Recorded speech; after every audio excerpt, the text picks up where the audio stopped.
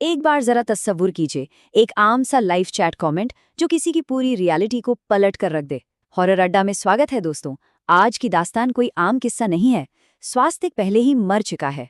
सच बताऊं तो ये सिर्फ एक इंटरनेट कमेंट नहीं था, ये एक ऐसे खौफनाक सच की शुरुआत थी जिसने एक प्योरली लॉजिकल इंसान की पूरी दुनिया को हमेशा के लिए अंधेरे में धकेल दिया। चलिए इस टेरिफाइंग मिस्ट्री को अनरावल करते हैं। तो आज का हमारा मेन टॉपिक है द 3:33 AM ऑर्फनेज चैलेंज और उस रात का वो आखिरी नामुमकिन सा ब्रॉडकास्ट। एक ऐसे इंसान की कहानी जिसे सच में लगता था कि भूत प्रेत और पैरानॉर्मल एंटिटीज बस एक बनावटी कहानी है। हम उस आखिरी रात के सफर पर चलेंगे और देखेंगे कि आखिर उस बंद दरवाजे के पीछे क्या हुआ था। इस कहानी का मेन किरदार है स्वास्तिक। वो एक बेहद मशहूर यूट्यूबर था और उसके चैनल द नाइट हंटर पर मिलियंस ऑफ सब्सक्राइबर्स जुड़े हुए थे। पर स्वास्तिक कोई रेगुलर कंटेंट क्रिएटर नहीं था यार। वो खुद को एक कट्टर नास्तिक, एक हार्डकोर रैशनलिस्ट मानता था। उसने अपना पूरा चैनल सिर्फ एक ही बात पर फोकस किया था, डरावने खंडरों और बंद हवेलियों में जाना और सबको ये प्रैक्टिकली प्रूव करना कि सुपरनैचुरल जैसी कोई चीज़ आखिर एग्जिस्ट ही नहीं करती। उसका एक बड़ा ही फेमस और थोड़ा सा अहंकारी कैच फ्रेज हुआ करता था।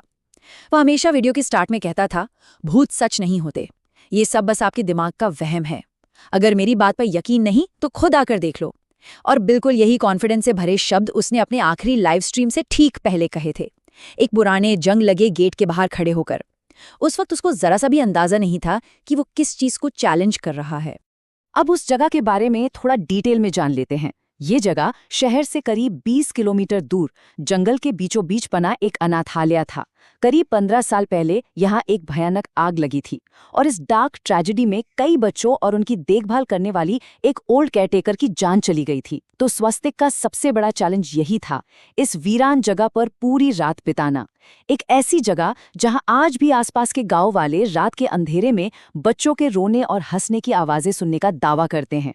स्वास्तिक का अप्रोच हमेशा की तरह बिल्कुल क्लिनिकल और फेयरलेस था। सबसे पहले उसने उस भारी जंग लगे गेट को पूरी ताकत से धक्का देकर खोला। फिर वो उन कंप्लीटली रोइंद मलबे से भरे हॉल्स के बीच से गुजरा। दीवारों पर आज भी उन बच्चों की फीकी पड़ चुकी ड्राइंग साफ दिख रही थी, जो अपने आप में काफी क्रीपी था। उसका अगला स्टेप था हर रूम में मोशन सेंसर्स लगाना, ताकि वहां किसी भी फिजिकल मूवमेंट को साइंटिफिकली ट्रैक किया जा सके। जैसे जैसे रात आगे बढ़ी, एटमॉस्फेयर में टेंशन वैसे वैसे बढ़ने लगी। रात के 2:30 बजे प्रेपरेशन स्टार्ट हुई। 2:55 AM पर पहले सेंसर में बीप की आवाज आई। स्वास्तिक ने इसको लिटरली बस एक चूहा समझकर कंप्लीटली इग्नोर कर दिया। पर दोस्तों, असली ट्विस्ट तब आया जब ठीक 3 बजे एक या दो नहीं बल्कि 3 अलग-अलग कमरों के सेंसर्स एक साथ ट्रिगर हो गए। अब यहाँ एक बड़ा सवाल दिमाग में आता है, क्या वो सच में अचानक आई हवा का कोई तेज झोंका था, या उस वीरान हॉल में उसके साथ कोई और भी चलने लगा था? सोचने वाली बात है।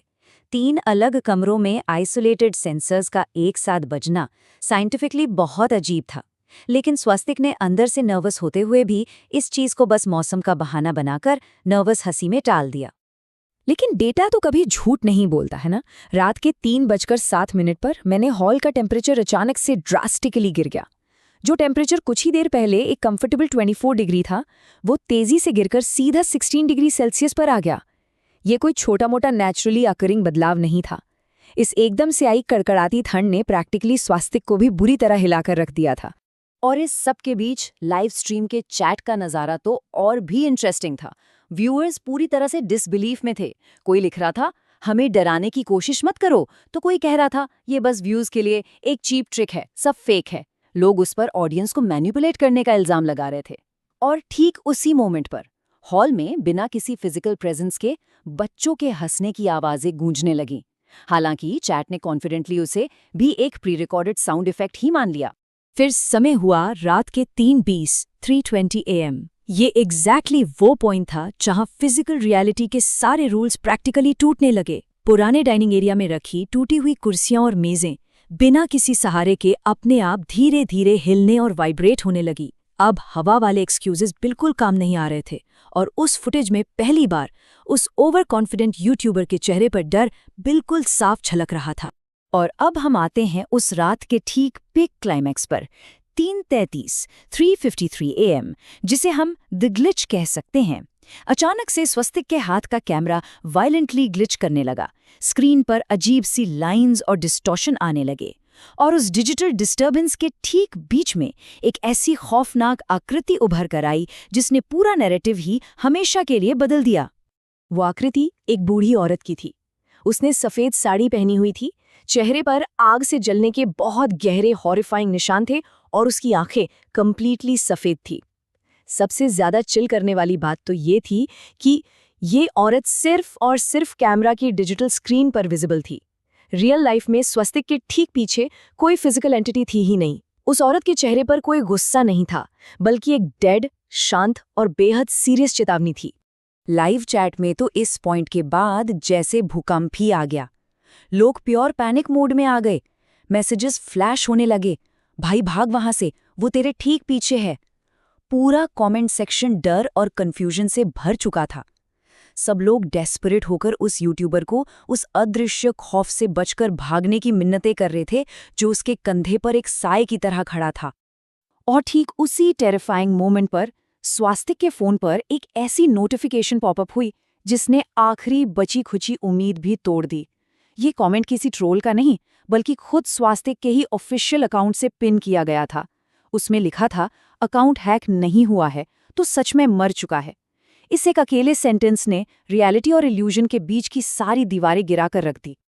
और यहीं पर इस पूरे केस का सबसे चिलिंग सच सामने आता है। एक तरफ था वो इल्यूजन, जहां स्वस्तिक को लग रहा था कि वो जिंदा है और रात के 3:33 उस हॉन्टेड अनाथालय में खड़ा है, और दूसरी तरफ थी हार्श रियलिटी। असल में उसकी फिजिकल बॉडी घंटों पहले ही ठीक 2:35 AM पर हाईवे पर एक ट्रक और एसयूवी के मैसिव एक्सीडेंट में खत्म हो चुकी थी। वो तो बस उसकी डेड जिद और उसकी ईगो थी जो कॉन्शियसनेस के रूप में इस लाइव स्ट्रीम को पूरा करने जिद पकड़कर बैठी थी। जब स्वस्तिक को इस बात का एहसास हुआ, तब जाकर उसने पहली बार खुद की बॉडी को देखा। फुटेज में बिल्कुल क्लियर दिखता है। उसके पैर अब जमीन पर नहीं थे, बल्कि हवा में तैर रहे थे।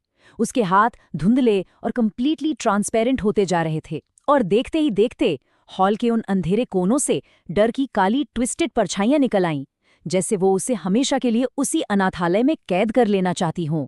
तभी उस जली हुई बूढ़ी औरत ने अपनी साइलेंस तोड़ी और अपने आखिरी शब्द कहे। उसने बड़ी शांति से कहा, तुम सच की नहीं, सिर्फ सनसनी की तलाश में थे। अब तुम्हारा जाने का वक्त आ गया है।